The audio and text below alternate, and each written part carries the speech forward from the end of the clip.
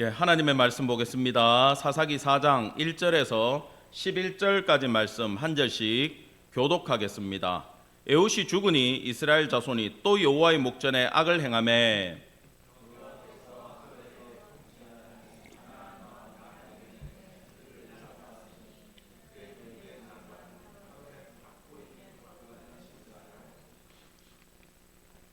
야빈 왕은 철병거가 900대가 있어 20년 동안 이스라엘 자손을 심히 학대했으므로 이스라엘 자손이 여호와께 부르짖었더라.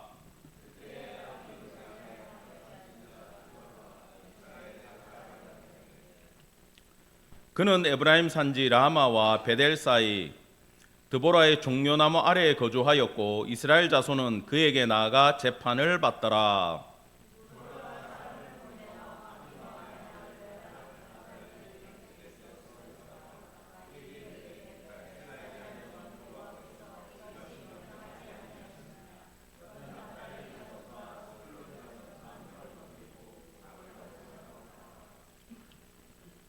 내가 야빈의 군대 장관 시스라와 그의 병거들과 그의 무리를 기손강으로 이끌어 내게 이르게 하고 그를 내 손에 넘겨주리라 하셨느니라.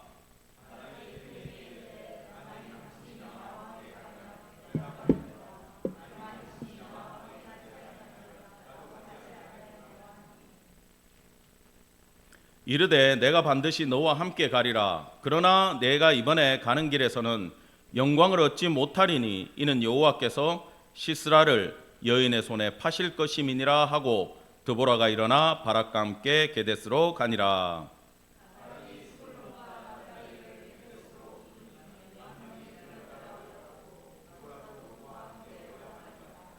같이 보겠습니다.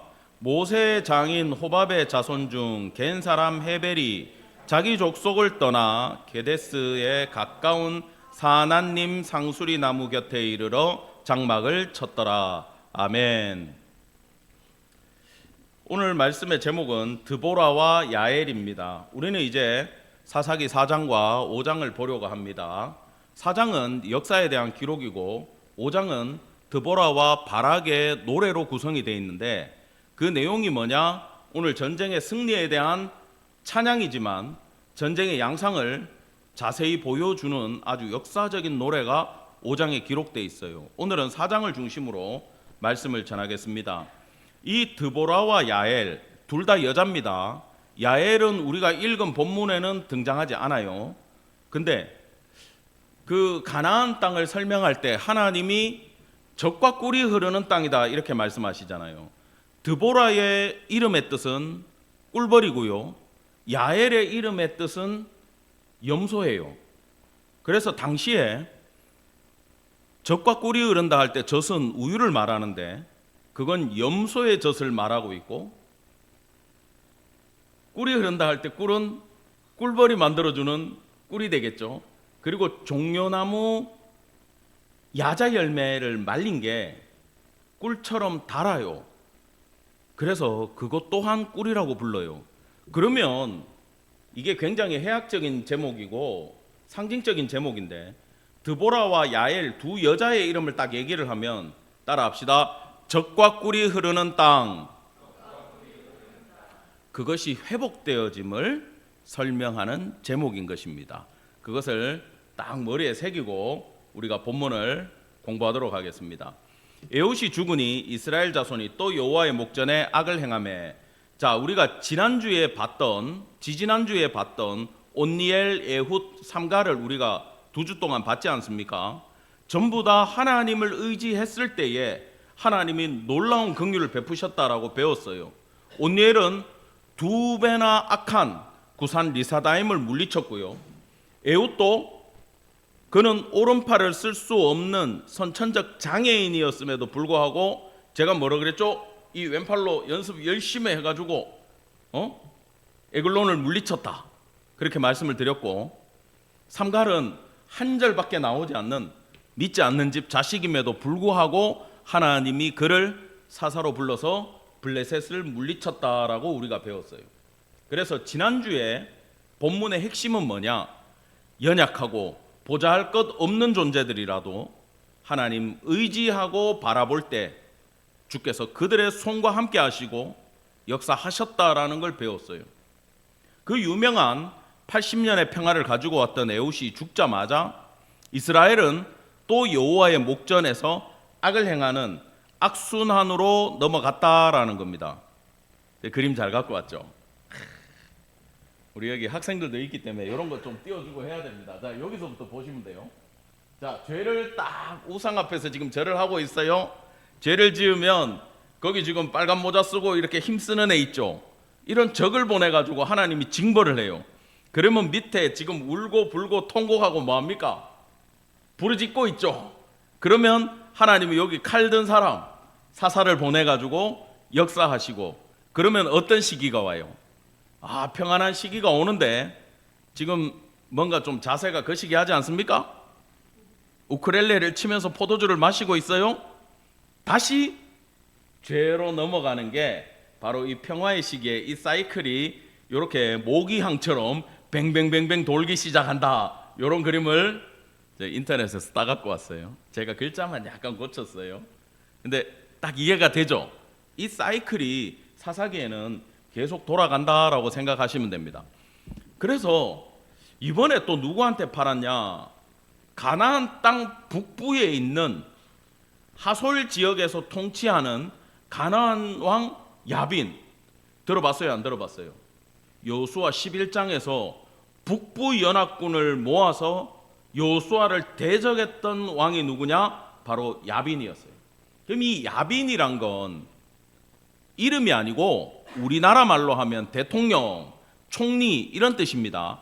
대대로 대통령이 야빈이라는 이름을 가지고 있는 자가 대를 이어서 이스라엘을 힘들게 했다라는 거예요. 왜요? 그때 다 진멸시키지 못했기 때문입니다. 그리고 하롯의 탁고임에 거주하는 시스라요라고 얘기하는 것은 실제로 이스라엘을 압제했던 자는 누구다? 시스라였다. 이렇게 이해를 하시면 됩니다. 자, 요게 바로 여호수아 11장에 나오는 본문의 기록이에요. 하솔랑 야빈이 이 소식을 듣고 한마디로 북부 연합군을 모아서 나왔는데 4절 봅시다. 그들이 그 모든 군대를 거느리고 나왔으니 백성이 많아 해변에 수많은 모래 같고 말과 병거도 심히 많았으며 그때도 강한 적이었어요.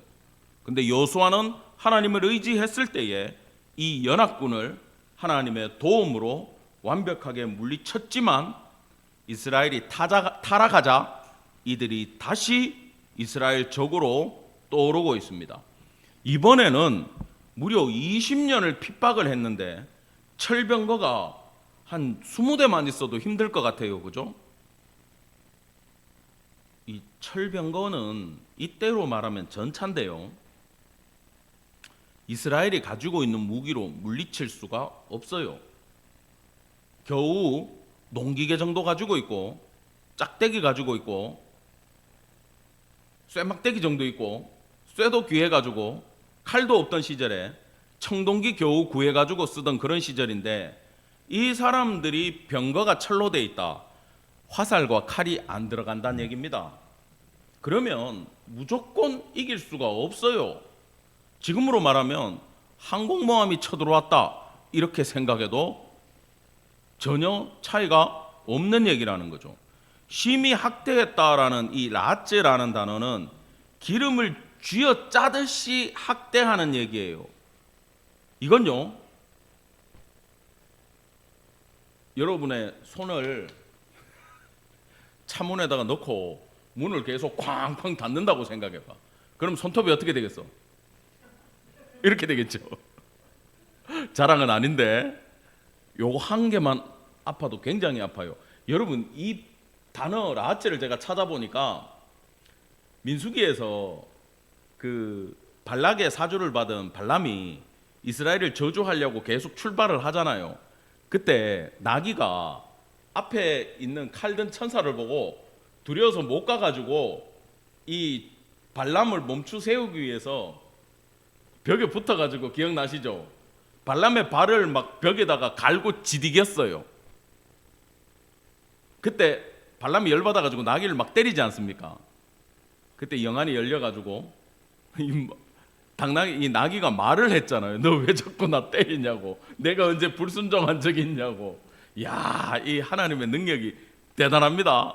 이렇게 말을 시킬 때 그 말이 자기도 죽을 것 같으니까 전진을 못하고 벽에 발람에 발을 막 문질러 가지고 갈았어요. 그게 기름 짜듯이 쥐어 짰다라는 얘기예요. 여러분, 그렇게 이스라엘을 학대했으면 얼마나 힘들었겠습니까? 죄가 깊어지고요, 반복되면 징계도 어떻게 된다? 깊어지고 길어진다라는 것을 기억하시기 바랍니다. 자, 그때에 랍비도세 아내 여선지자 드보라가 이스라엘의 사사가 되었어요.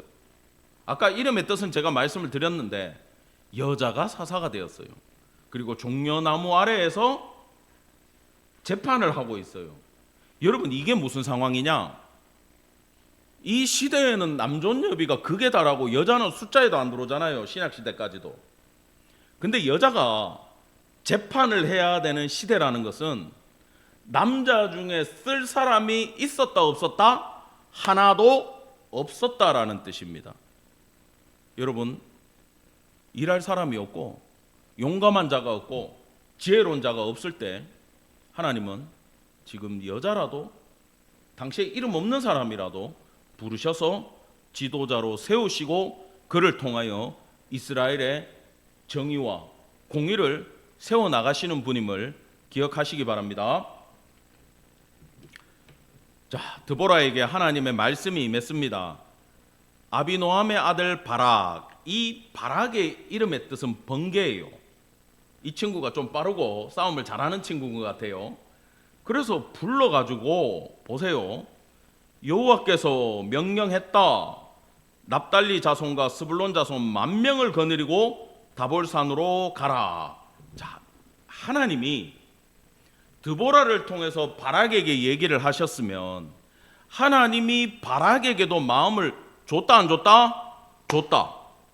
그리고 백성들 지금 10,000명을 모으라 그러잖아요. 그러면 백성들한테도 마음을 준다 안 준다? 줬다라는 거예요. 그런데 여기 지금 가라고 하는 데가요, 다볼산으로 가라. 다볼산 밑에는 기송강이 있어요. 자, 이게 무슨 작전인가 하면요, 적군 시스라를, 그 병거 900대를 기송강으로 이끌어라. 내가 네 손에 넘겨주겠다. 자, 이거는 뭐냐? 구체적인 약속과 전략이 나오고 우리 쪽 군사가 얼마면 되는지 장군은 바락이 가면 된다라는 거고, 여기 기송강이라고 딱 얘기하면요, 여러분, 이건요 와디라는 거예요. 와디는 뭐냐? 비가 안 오는 건기에는 바짝 말라가지고 이 물길이 도로가 되기 때문에 평지예요. 그래서 여기는 마차가 달릴 수 있는 도로입니다. 근데 우기가 돼가지고 폭우가 내리게 되면 이게 바로 강으로 바뀌고 바닥은 진흙탕이 되는 거예요. 하나님이 그쪽으로 이끌어라. 그러면 머리가 좀 돌아가는 친구인 것 같으면 아멘 하고 가면 되잖아요. 근데 이 친구는 뭐라고 하는지 보세요. 만일 당신이 나와 함께 가면 내가 가려니와 만일 당신이 나와 함께 가지 아니하면 나도 가지 아니하겠노라 하니. 야, 이거 지금 심각한 얘기입니다. 번개라는 이름을 갖고 있는데 번개답지 못해요. 이 남자 번개가 천둥 번개라는 뜻인데 하나님이 말씀하시면 용기를 내가지고 적진에 가면 돼요. 여러분, 분명히 적과 우리는 차이가 납니다. 사람을 10,000명을 모아주신다 그랬는데 농부 드릴 거고 목축하고 있을 거고, 그쪽은 철병거가 몇 대다? 900대다. 전적으로 부족한 건 맞아요. 그런데 하나님이 명령하셨으면 여러분 따라합시다. 즉각 순종하자. 하나님이요, 항상 축복하시기 전에 뭘 기대하시냐 하면 즉각 순종을 기대하세요. 많은 것도 안 바래요. 여러분, 여호수아가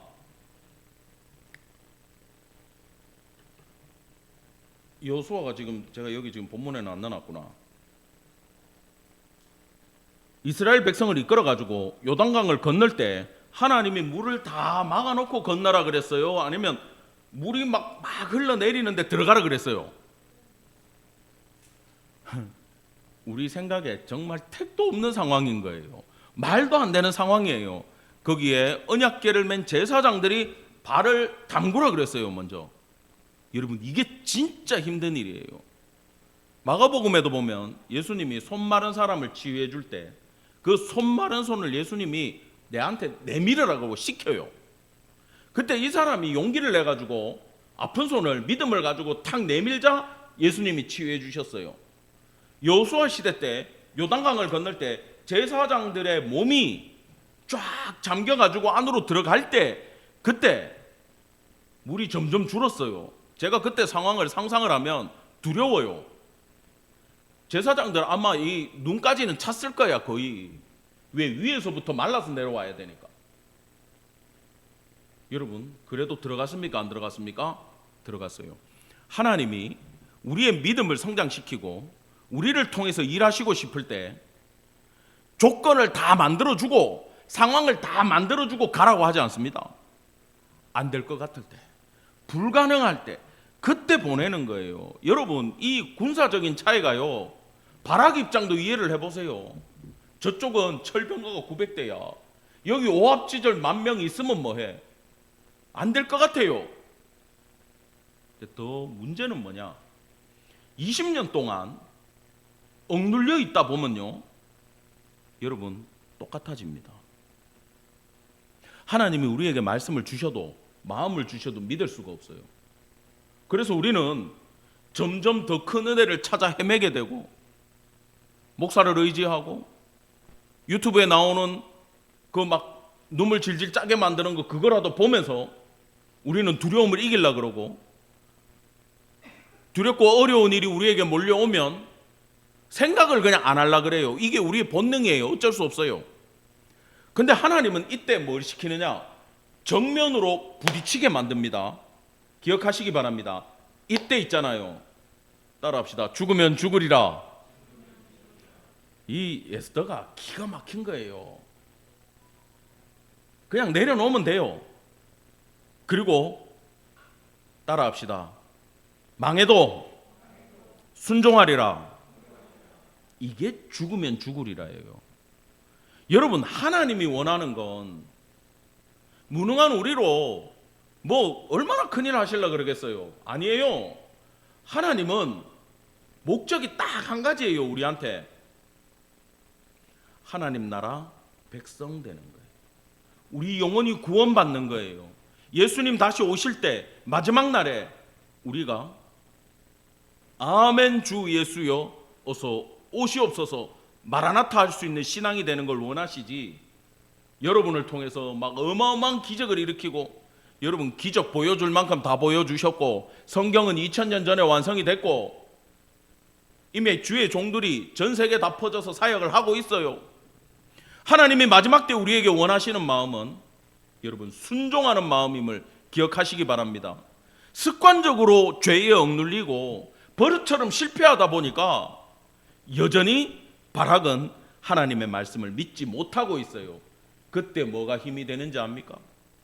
하나님은 전능하신 하나님이었다. 가나안 땅을 우리에게 허락해 주신 분이고, 우리 조상들의 시절에 이 땅을 정복하게 역사해 주신 분이다. 그 성경의 하나님을 먼저 믿기를 간절히 축원합니다. 바락은 믿지를 못했어요. 여러분, 저는 이렇게 생각합니다. 하나님의 말씀으로 이게 해결 안 될 때 여러분 상상력을 막 발휘를 해야 돼요. 저는 이거 제가 지어낸 건데 따라합시다. 믿음의 상상력 해보신 적 있으세요? 이런 거 아니에요. 하나님 믿음으로 로또 사러 갑니다. 그러면서 막 로또 사가지고 와가지고 흐뭇하게 막 월요일부터 사갖고 뭐 월화수목금토 막 계속 기쁘잖아. 이거 되면 뭐 하지? 여보 차 뭘로 바꿔줄까? 이런 거 믿음의 상상력이 아니에요. 믿음의 상상력은 뭐냐? 자 보세요. 내가 바락이야. 하나님이 나한테도 마음을 주셨으니까 내가 순종하고 드보라한테까지 갔지. 우리 드보라 선지자가 있어. 일단 기도빨이 좋은 사역자가 있어. 나한테 10,000명 모아주신대. 자, 근데 다볼산으로 가가지고 나팔 불고 부르고 그러면 하나님이 10,000명을 모아주셨어. 근데 어디로 가라고? 와디로 들어가래. 기송강으로 들어가래. 자, 그때부터 믿음의 상상력이 있어야 되는 거야. 뭐예요? 자, 그러면 적군들이 900대가 막 말을 타고 전차가 나한테 몰려올 거 아니야. 그때 하나님이, 내 이름이 번개잖아. 번개, 천둥 번개를 치면서 폭우를 쫙 내려주시기만 하면 강이 어떻게 되겠어요? 비가 오면서 진흙탕이 될 거고 뻘이 될 거고, 그 진흙의 무거운 전차에 밖에는 어떻게 된다? 묶여버린다. 꼼짝 못할 거다. 그때 우리는 달라들어서 900대 다 물리치면 된다. 이 믿음의 상상을 할 줄 알아야 되는데, 학습된 무기력으로 우리가 뭘 못하느냐. 하나님, 오늘 우리가 찬양 불렀잖아요. 하나님 말씀에 인생을 걸고 목숨을 건대매. 전쟁터 나가라고 그러면 여러분 나가는 게 중요하지. 이기고 지고도 하나님 앞에 달려있는 거고, 내가 살고 죽고도 하나님 앞에 달린 문제예요. 여러분, 선교사님들이 어떻게 출발하는지 압니까? 가라고 하면 가는 거예요. 널다리꼴 예배가 어떻게 세워졌다 그랬어요? 토마스 선교사님이 가라고 하니까 오셨잖아요. 대동강변에서 순교하셨어요. 그냥 성경책 몇 권 나눠줬어. 근데 하나님이 가라고 할 때 가니까 그 성경책이 집에 도배가 돼버리고, 그게 주막이 돼버리고, 그 주막에 하필이면 모패 선교사님이 와가지고 주무시고, 그분이 거기서, 여러분, 여관방에 들어갔는데 벽에 창세기부터 쫙 출애굽기까지 도배가 돼 있다고 생각해 보세요. 처음에는 와 멋있다 이렇게 하는데 읽어보니까 성경이야. 어떻게 이 나라에 이런 일이 있을까? 여러분, 그래서 평양 장대현 교회가 세워지고, 거기서 평양 대부흥 운동이 일어나고, 대한민국이 남북한이 동시에 복음화되는 사건이, 여러분, 토마스 선교사님의 순종에서 출발했음을 기억하기 바랍니다. 놀라운 일이에요. 하나님이 선교의 역사에 일하시는 모습을 보면요, 정말 이건 말이 안 돼요. 상상할 수가 없어요. 여러분, 사절단으로 미국 갔는데 기차 타고 가다가 거기서 선교사님이 조선인들을 처음 봐요. 저 한복 입은 사람들은 뭐냐? 그 조선이란 나라의 사람들인데 지금 이러고 있습니다. 그래? 근데 그 순간 하나님이 그 목사님에게 조선을 위해 기도하라는 마음을 허락하셨어요. 그리고 그분이, 가우처 목사님이 기도하고 헌금을 모으고 선교사를 파송해가지고 3.1운동님, 그때 지원받은, 그때 그 선교사에게 복음을 들었던 사람들이 한국의, 우리 조선의 독립을 위해서 3.1운동을 일으키고, 그것이 우리 민족을 하나님이 선택하는 계기가 되었음을 여러분 기억하시기 바랍니다. 우리는요, 순종해서 가면 돼요. 믿음의 상상력을 발휘하면 돼요. 그러나 순종의 발걸음을 떼는 게요, 해본 사람들은 알아요. 저는 벼랑 끝에 서는 것 같았어요. 여러분, 돈을 벌지 않는데 살 수 있나요? 누가? 근데 하나님이 어느 날 우리 집사님한테 이제 직장을 그만두고, 저 지금 표정 밝아지는 거 봐. 혼내주세요. 끝나고 예를 드는 거예요. 직장 그만두고 신학교 들어가라. 주님 뭐 묻고 삽니까? 순종해라. 내가 책임진다. 자, 집사님 사표 낼 수 있어요? 옆에 계신 사모님이 무서워가지고 사표를 못 내실 것 같아. 목사님 저를 죽일 것 같아요. 이러겠지. 자, 근데 집사님이 모아놓은 돈이라도 있으면 괜찮은데 아무것도 없는데 그러면 대부분의 주의 종들은요 이 상태에서 부름을 받아요. 여러분 지금 우리가 이 교회에서 앉아가지고 히터도 틀고 악기도 있고 좋은 의자에 앉아서 예배드리고 찬양하고 너무 감사하죠. 할렐루야. 너무 감사해요. 근데요 저는 주의 종으로 부름받을 때도 먹고 살 것도 없는데 하나님이 한 달에 얼마 벌지도 못하는 직장 그만두고 목회하라 그래가지고 저는 그때도 인생을 던졌고 정말 얼마를 가지고 이 교회를 개척했는지를 생각하면 부끄러워서 말 못할 정도의 금액이에요. 제가 중국에서 들어왔잖아요. 알다시피 그 차 파는 돈이 1,000만 원이 안 됐어요. 겨우 환전하니까. 그게 다예요. 근데 하나님 한국에 가서 목회를 하고 개척을 하라고 사명을 주시고 이곳을 보여주셨어. 그때 여러분들 여기 몇 분 같이 계셨지만 우리 집어들어 다닐 때 기억나시죠? 믿음으로 집은 본다만 뒷일을 어떡하나. 주님, 그 논뷰가 있는 할리스 그 커피숍에 앉아가지고 주여 주여 그러면서 믿음으로 계약하러 갑시다. 근데 지금 어때요? 하나님이 지금까지 이끄셨음을 감사하기를 간절히 축원합니다. 발을 내딛고 순종하는 건 너무 힘들어요. 근데 여러분 순종했을 때 그 뒷일을 책임지시는 하나님 아버지의 전능하신 능력을 믿는 성도 되기를 간절히 축원합니다. 바락은 그게 안 됐어요.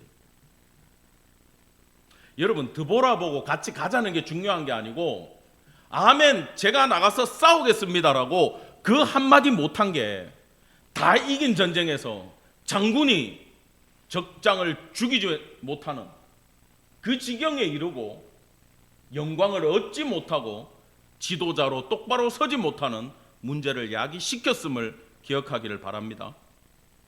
이스라엘 백성을 사랑하시니까 하나님은 드보라와 바락을 징계하지 않고 보내시는 거예요. 그러나 영광은 다른 사람이 가지고 가게 됩니다. 여러분 준비가 안 된 사람은 잘 들으세요. 준비가 안 된 사람은 기회를 줘도 잡지 못합니다. 우리의 믿음이 준비되어 있어야 되고 순종이 준비되어 있어야 돼요. 여러분 아주 작은 순종부터 해본 사람들은 큰 순종을 할 수 있어요. 작은 순종부터 하나님이 우리에게 지시할 때 아멘이라고 이제 예배하겠다고 이제 공부하겠다고 이제 기도하겠다고 여러분 다짐하고 발걸음을 내딛기를 간절히 축원합니다. 여러분의 작은 기도의 시작, 작은 말씀 묵상의 시작이 하나님은 그 순종을 받으시고 크신 은혜와 역사로 여러분에게 되돌려 주시는 은혜의 하나님임을 여러분 기억하기를 간절히 축원합니다. 바락이 스불론과 납달리 게데스로 부르니 10,000명이 올라왔어요. 할렐루야. 하나님은 준비했어요 안 했어요? 하셨어요. 그런데 11절 보면요 오늘 우리가 요 본문까지 보고 제가 그만 읽었는데 아주 생뚱맞은 장면이 탁 하고 나와요. 모세의 장인 호밥이 아닙니다. 모세의 처남 호밥인데 여기 장인이라는 이 단어는 처갓집의 모든 남자를 일컫는 단어예요. 그래서 모세의 처남이라고 보는 게 맞아요. 호밥이라고 미디안 광야에서 이스라엘이 출애굽해가지고 나왔을 때 모세의 부탁으로 길을 인도해 줬던 그 목동 출신의 사람이 호밥입니다. 그의 자손 중에 하나가요 헤벨이라는 사람인데 미디안 광야에 목축을 해야 되는 그 사람이 어느 날 자기 본토 친척 아비 집을 버리고 게데스의 지역에 가서 사하나님 상수리 나무 곁에 장막을 치고 거주하기 시작을 했다라는 게 갑자기 등장을 합니다. 이 헤벨이라는 사람이. 이게 뭐냐라는 거예요. 여러분, 실제로 우리 뒤에 본문을 보면요, 시스라가 이 집으로 도망가고 이 집에서 죽음을 맞이합니다. 할렐루야. 하나님은 그 집을 미리 준비해 놓으셨다라는 거예요. 뭐만 하면 됐어요. 바락의 순종만 하면 됐어요. 안 하니까. 하나님이 지금 다른 사람 쓰려고 준비를 해 놓으셨다. 아주 안타까운 기록인데 하나님은 참 기가 막힌다라는 거예요. 여러분, 하나님의 예정이 어떻게 움직이느냐? 이렇게 움직여요. 이 친구의 마음을 만지셔가지고 미리 여기 파라드라는 이 마음은 아예 이게 가지가 쭉 갈라져서 나오면 이 두 가지가 못 만나잖아요. 이런 뜻이에요. 개인 족속에게서 쭉 나와가지고 자기 혼자 독립적으로 거하는 거야. 타향에서 본토 친척을 떠나가지고 나오면 도움 받을 데가 하나도 없어요. 근데 무슨 생각인지 이 헤벨은 거기 가가지고 지금 살고 있는 거예요. 여러분, 하나님의 예정과 섭리가 이렇습니다. 우리가 왜 여기에 살고 있느냐? 왜 여러분들이 이 교회에 있느냐? 왜 여러분의 가정이 이렇게 구성되어 있고 친구가 이렇게 구성되어 있느냐? 우리의 사역지가 왜 여기냐라는 모든 것은 하나님의 섭리와 예정이 있음을 믿기를 간절히 축원합니다. 이 본문이 주는 게 뭐냐? 우연은 없다라는 거예요. 여러분, 하나님이 일하심과 하나님이 사람을 만나게 하는 건요, 너무 놀랍습니다. 저희 교회가 예전 서안에서 섬기던 그 교회가 란저우에 계신 목사님, 문 선교사님 도왔던 거 기억하시죠? 그 선교사님이 처음 중국에 와서 찾아온 곳이 저희 교회였어요. 거기서 며칠 주무시고 기도하시고 응답받았던 란저우로 떠나가는데, 가겠다 그러고 하나님이 보내라 그러니까 그냥 보내지만 그때 그 선교사님이 중국어를 1도 못할 때예요. 그 당시에 뭐 중국 전화기도 이분은 없고요. 그냥 가는 거예요. 나 정말 놀랬어. 종로 어떻게 갑니까? 그때 제가 또 뭐 저도 길을 모르니까 저희 교회 앞에서 그 6번 버스 타면 종로 갑니다. 예, 하고 이분 6번 타고 종로를 가셨어 그냥. 그리고 거기서 기차표 끊어가지고 란저우 찾아가지고 끊어서 란저우에 갔는데, 거기서 이제 방 잡고 알아봐야 될 거 아닙니까? 근데 가는 길에 옆자리에 한국분을 준비하신 하나님이 계셨음을, 여러분, 그 놀라운 역사를 하나님이 예비하셨음을 믿기를 간절히 축원합니다. 깜짝 놀랐어요. 그 얘기 듣고. 저는요, 보낼 때 너무 불안했어요. 하나님 어떡합니까? 저도 말 못하는데 저분은 내보다 말을 더 모르는데 어떡합니까? 중국 처음인데 어떻게 갑니까? 하나님 보내라. 신경도 쓰지 마라. 그냥 잘라내래.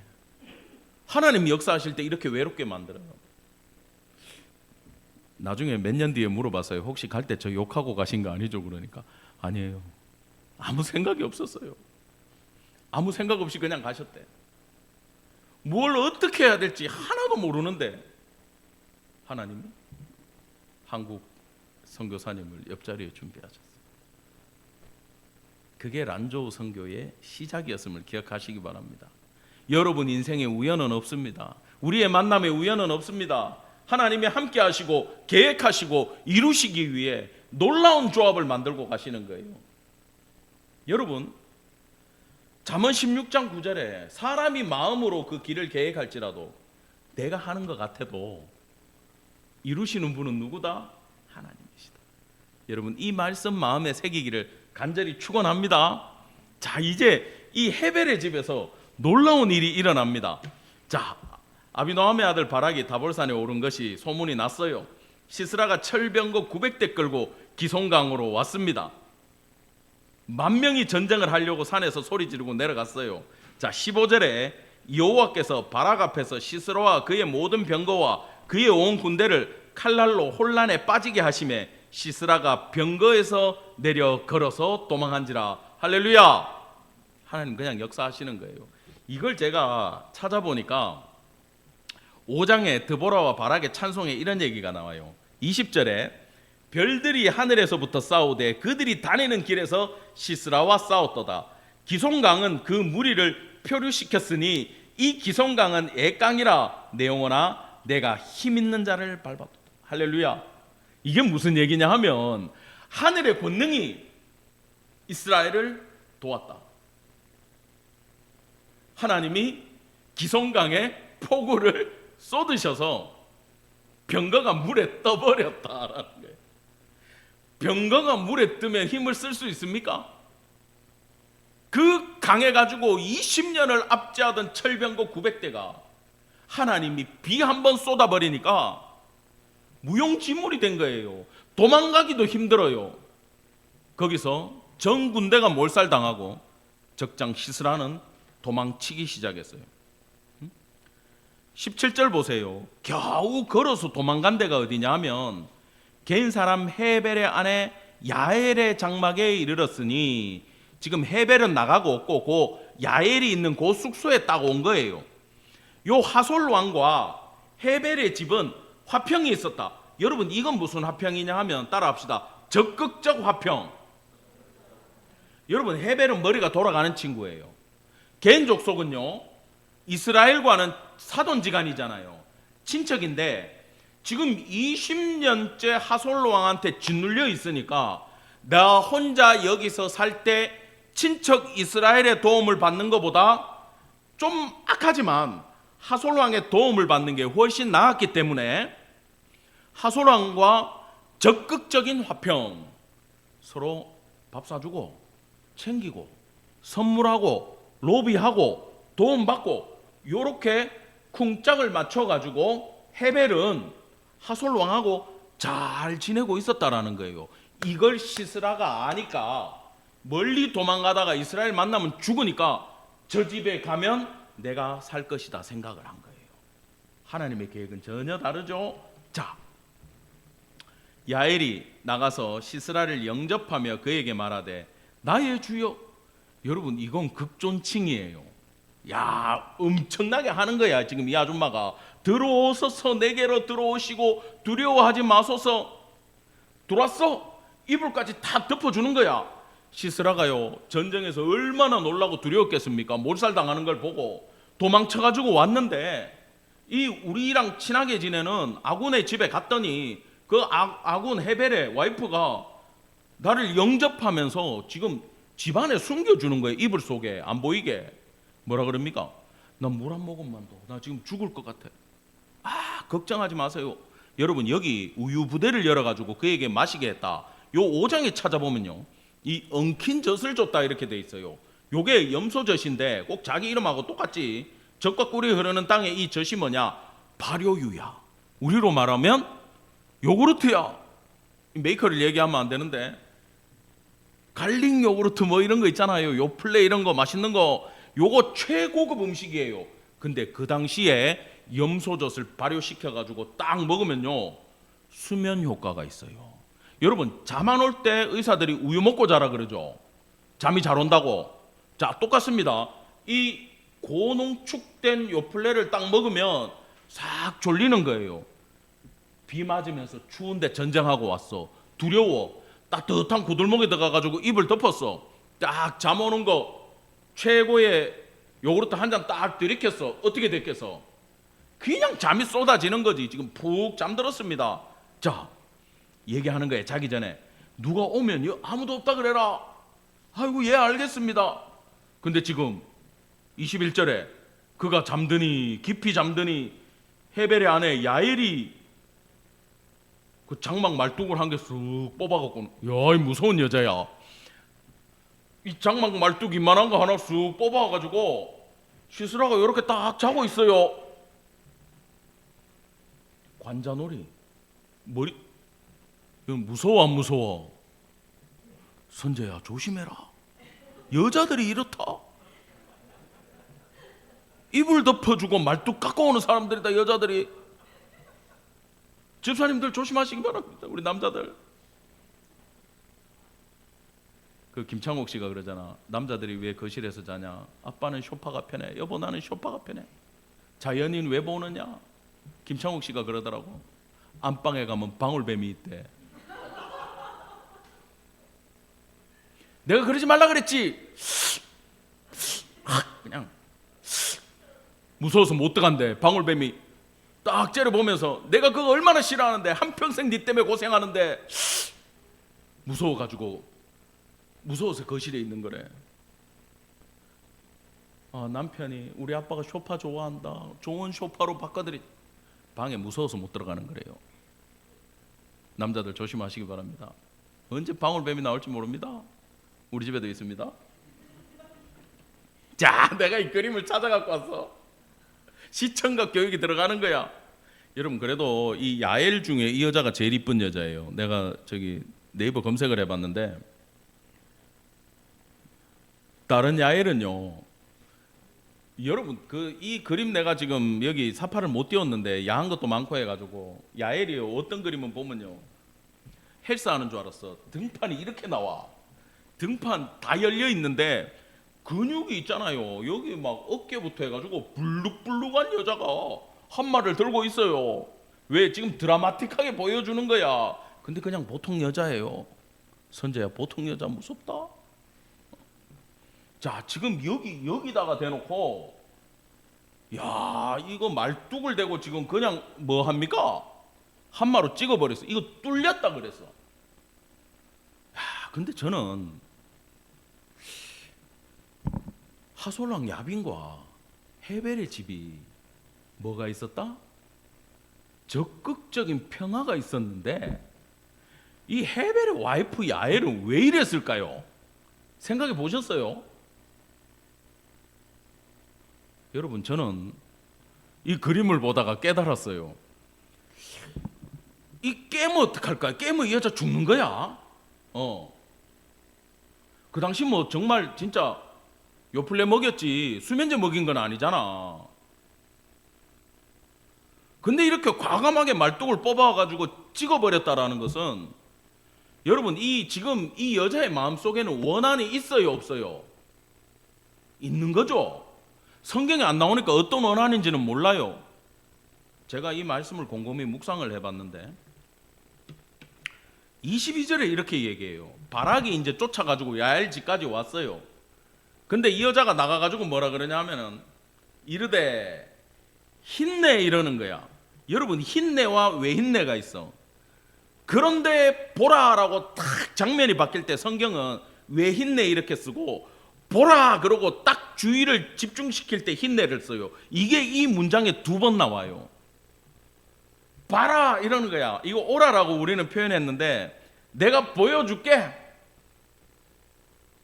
딱 갔더니 보라 딱 돼 있어. 이거는 성경의 저자가 딱 읽어줘야 돼. 봐라. 하나님의 역사를 봐라. 시스라가 엎드려 죽었고 말뚝이 그의 관자놀이에 박혀 있더라. 놀라운 심판이 일어납니다. 그리고 전쟁은 이스라엘의 승리로 끝이 나요. 그런데 이 여자가 지금 나가서 하나님의 역사하심을 뭐하라는 거예요? 보라는 얘기예요. 이 단어는 우리 집에 와가지고 하나님이 나를 통해서 하신 역사를 보라는 거예요. 여러분 이 여인은요 적어도 남편의 뜻을 거스르는 아내였어요. 왜? 헤벨은 하솔왕과 친하게 지내는 게 내 인생에 유리하다고 생각을 했지만 이 여인은 남편의 뜻과 하나님의 뜻이 딱 충돌할 때 바로 하나님의 편에 서서 자기 목숨을 걸고 하나님의 뜻을 이루어 나간 놀라운 믿음의 여자였음을 여러분 기억하기를 간절히 축원합니다. 여러분 우리가 살다가요 여러분은 수많은 갈등에 부딪히게 돼 있어요. 나의 뜻과 하나님의 뜻이 부딪히고요, 나의 유익과 하나님의 유익이 부딪히고요, 하나님의 선교와 교회의 유익이 부딪힐 수 있어요. 그러나 우리는 먼저 하나님의 뜻에 줄을 서고 거기에 여러분의 인생과 목숨을 거는 성도 되기를 간절히 축원합니다. 그것이 내 남편과 아내의 뜻과 맞지 않고 내 자녀의 인생과 맞지 않고 내 가정의 행복과 맞지 않다고 할지라도 하나님이 원하시면 그 뜻에 순종할 줄 아는 야엘과 같은 믿음의 성도가 다 되기를 우리 주 예수 그리스도 이름으로 간절히 축원합니다. 기도하겠습니다.